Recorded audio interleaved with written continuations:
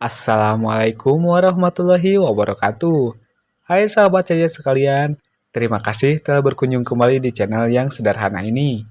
Semoga bisa memberikan hiburan yang layak kepada sahabat sekalian. Kali ini Kang Jai akan membawakan kembali sebuah film yang sudah direka ulang. Kalian pasti sudah tahu dari judul dan thumbnailnya.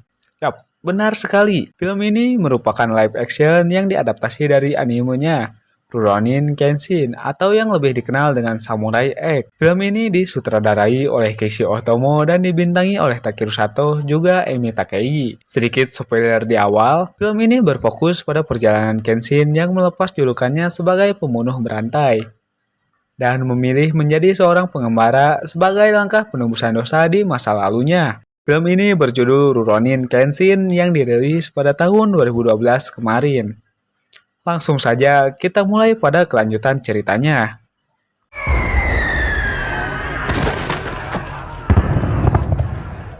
Di awal film, kita disuguhkan dengan adegan peperangan Toba Fushimi yang dilatar belakangi oleh permasalahan politik, di mana pihak Isshin Shishi yang ingin menggulingkan kekuasaan Shogun Tokugawa agar terciptanya era baru. Kedua belah pihak saling mengunggulkan kekuatan tempur samurai mereka. Di pihak Tokugawa ada kelompok Shinsengumi yang dipimpin oleh Saito Hajime, sedangkan di pihak pemberontak ada kelompok Isshin Shishi. Saito Hajime terus mencari keberadaan Hitokiri Batosai karena penasaran dengan kemampuannya dalam berpedang. Kemudian, sebilah pedang yang berlumuran darah muncul sambil dipegangi oleh seorang pemuda dengan bekas luka silang di pipi kirinya. Dialah sang Batosai itu. Sesuai dengan julukannya, dalam sekejap dia mampu mengalahkan pihak Tokugawa dengan kecepatan dan keakurasian yang tepat dalam menyerang, yang bagaikan hembusan angin. Setelah menebas mereka semua, Batosai itu terhenti. Seketika, Saito datang tepat di hadapan sang Batosai itu. Mereka saling bertatapan dengan emosi yang bergejolak. Dari kejauhan, pihak pemberontak mengumumkan kemenangan mereka, yang berarti kekuasaan Shogun Tokugawa telah berhasil digulingkan. Sang Batosai mulai lega karena penantiannya telah terwujud untuk menciptakan era baru dengan kehidupan yang damai tanpa ada peperangan. Meskipun sudah berakhir, Saito tetap menantang Batosai untuk berduel.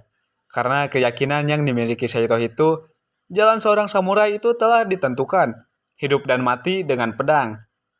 Namun, Batosai itu enggan melayani Saito, kemudian menghunuskan pedangnya ke tanah, menandakan dirinya berhenti menjadi Hitokiri, dan ingin memulai babak baru dalam hidupnya. Dia pun meninggalkan pedangnya di medan perang. Setelah semua berakhir, muncul seseorang yang selamat dari tumpukan mayat para samurai, kemudian memegang sebuah pedang yang menancap di tanah. Dia pun merasakan kesedihan dan teriakan semua orang yang telah direnggut oleh pedang itu. Dia menyadari kalau pedang itu milik sang Hitokiri Batosai. 10 tahun telah berlalu, era samurai pun berakhir. Himura Kenshin yang sudah memulai kehidupan barunya sebagai pengembara pun dimulai. Semenjak restorasi Meiji, kini Jepang telah membuka negaranya dan memulai ikatan perdagangan dengan negara lain, khususnya negara barat. Admiral Aritomo Yamagata sedang menyampaikan pidatonya di depan pasukannya. Scene berpindah di sebuah mansion yang besar. Seorang saudagar kaya bernama Kanryu memanggil semua staf kerjanya dan memuji hasil kerja mereka. Salah satu di antara mereka bernama Megumi, anak dari keluarga dokter terhormat yang selamat dari kasus pembantaian.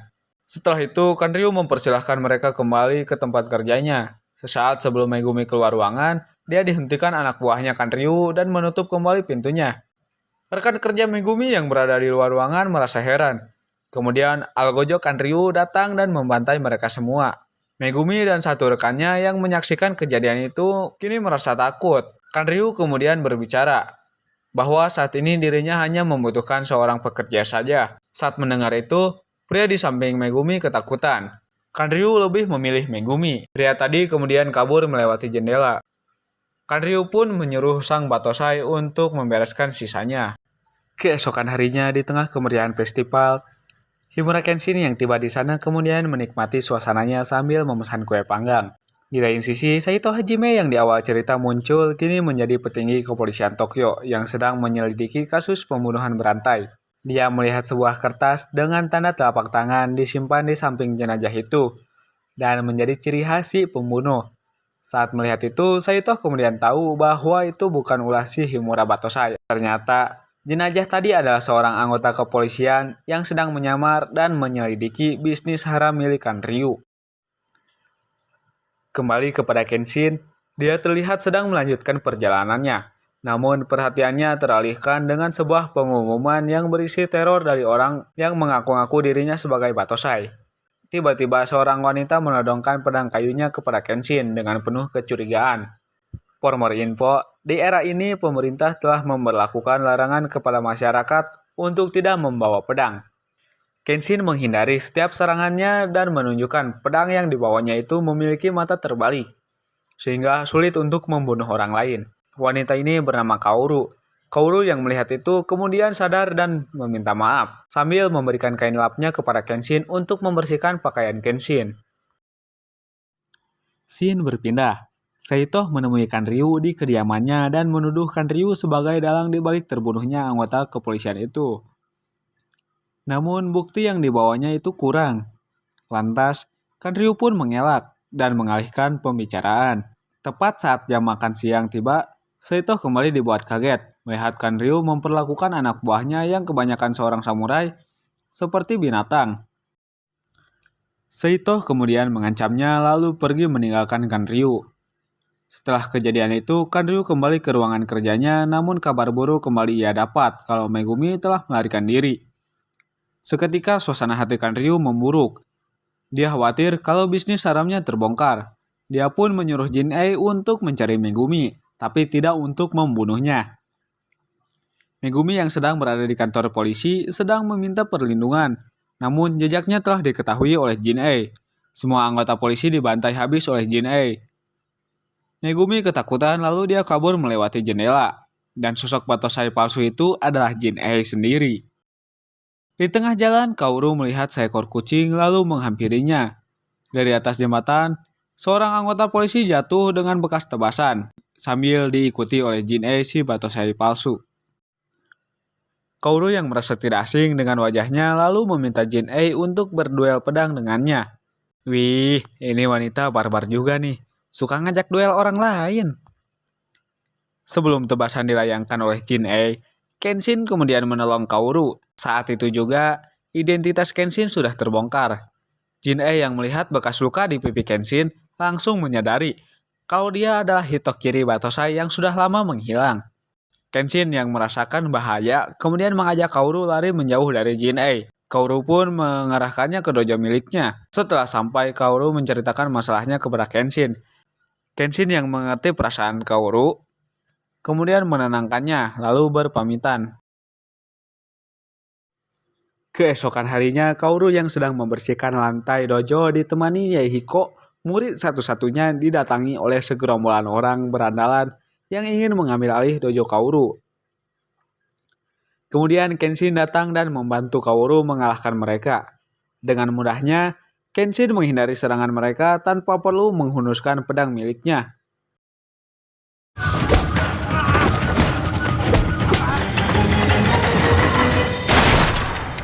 Kemudian, polisi datang dan Kenshin dibawa ke dalam penjara atas kekacauan yang ditimbulkannya. Di sana, Saito menemui Kenshin, lalu membawanya menemui Admiral Aritomo Yamagata. Saat melihat Kenshin, Admiral Yamagata meminta Kenshin kembali menjadi Hitokiri dan membantunya sekali lagi, namun ditolak mentah-mentah oleh Kenshin. Karena kesal, Saito lalu memaksa Kenshin menghunuskan pedangnya sekali lagi dan melihat keseriusan Kenshin untuk tidak membunuh lagi. Setelah melihat itu, Admiral Yamagata meminta maaf dan membebaskan Kenshin. Di depan gerbang, Kaoru ternyata sedang menunggu kebebasan Kenshin, lalu mengajaknya pulang bersama ke dojo miliknya.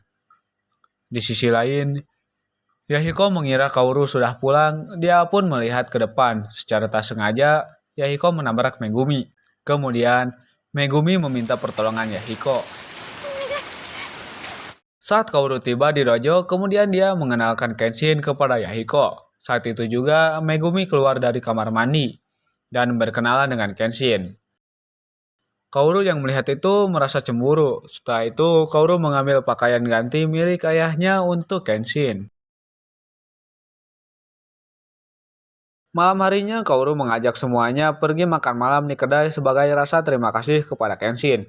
Tiba-tiba rombongan Kanryu datang dan menghancurkan acara makan mereka setelah anak buahnya melihat keberadaan Kenshin. Sedangkan Megumi langsung bersembunyi karena takut ketahuan. Kanryu menawarkan sebuah pekerjaan kepada Kenshin dengan bayaran yang sangat mahal, namun ditolak oleh Kenshin. Karena kehel, Kanryu langsung ngacak-ngacak ke tempat daharna. Keur teh teu sopan ditambah kalakuan kitu patut. Pantes we atuh. Moal daekeun oge. Di waktu yang bersamaan, Sanosuke datang dan menawarkan dirinya kepada Kanryu. Dia sesumbar bisa mengalahkan legenda hidup Himura Batosai. Sontak, semua terperongoh mendengar itu. Kemudian Kenshin mengajak Sanosuke untuk keluar dan menerima tantangan Sanosuke. Karena senang tantangannya diterima, Sanosuke mengeluarkan pedang Jan Batonya. Kenshin dengan mudah menghindari setiap serangan Sanosuke, bahkan dengan kakinya dia bisa menghentikan pedang Jan Bato milik Sanosuke.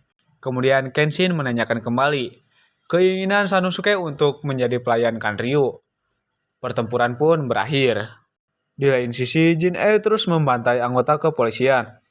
Pada pagi harinya, Saito kembali menyelidiki kasus tersebut.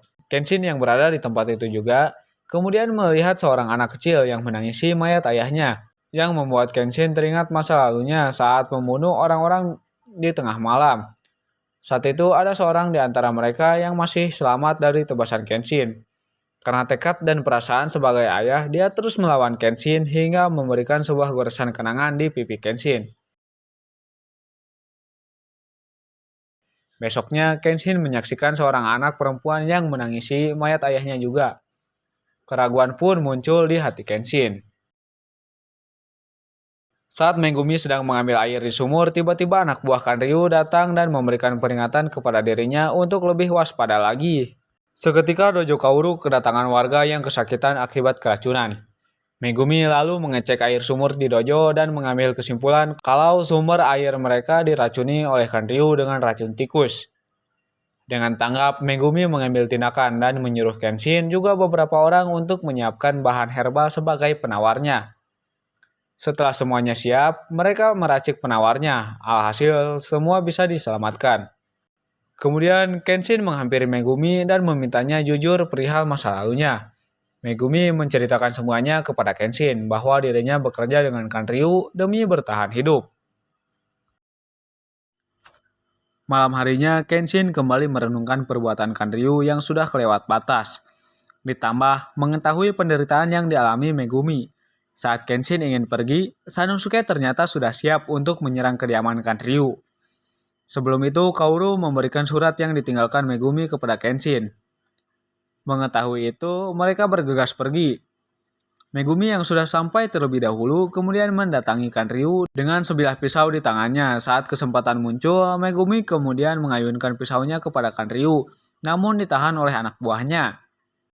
Di luar mansion, Kenshin dan Sanosuke datang kemudian menghadapi 250 pasukan samurai.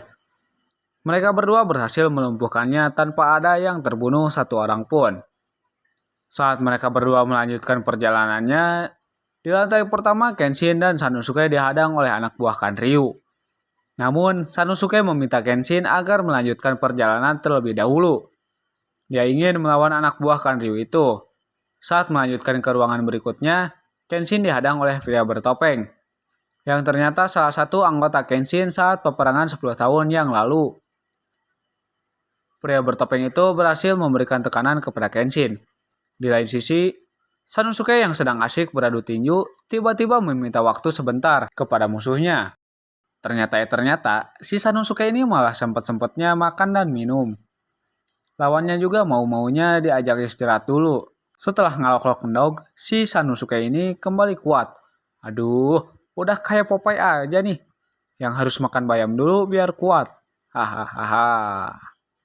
Satu tinju Sanosuke mampu membuat dinding menjadi bolong, dan jurus terakhir dilayangkan.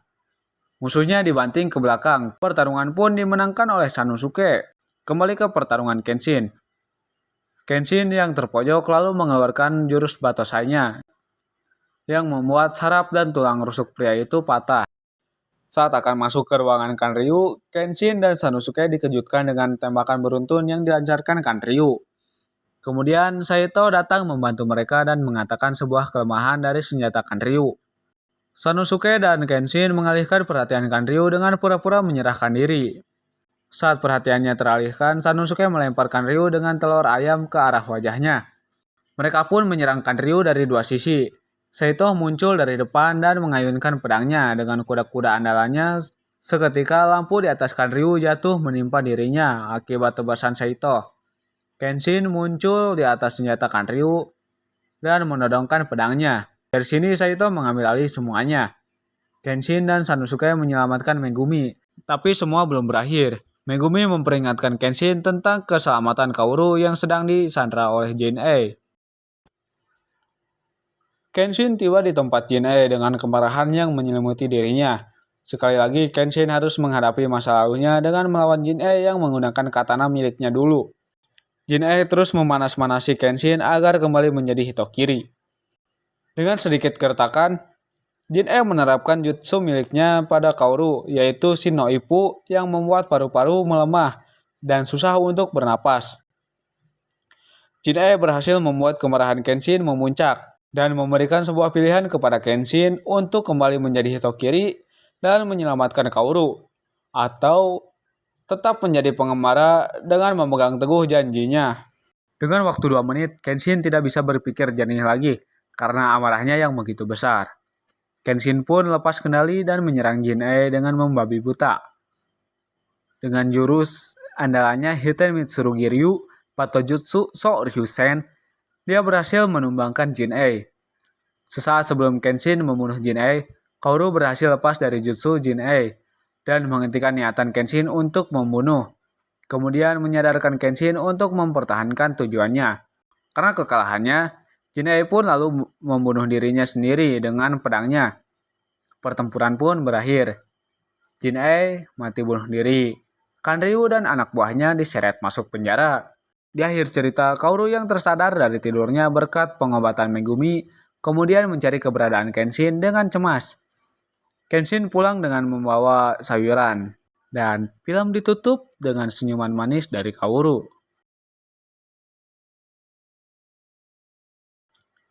Nah, sekian rekap ulang film Rurouni Kenshin. Bagaimana sob pendapat kalian tentang film Rurouni Kenshin ini?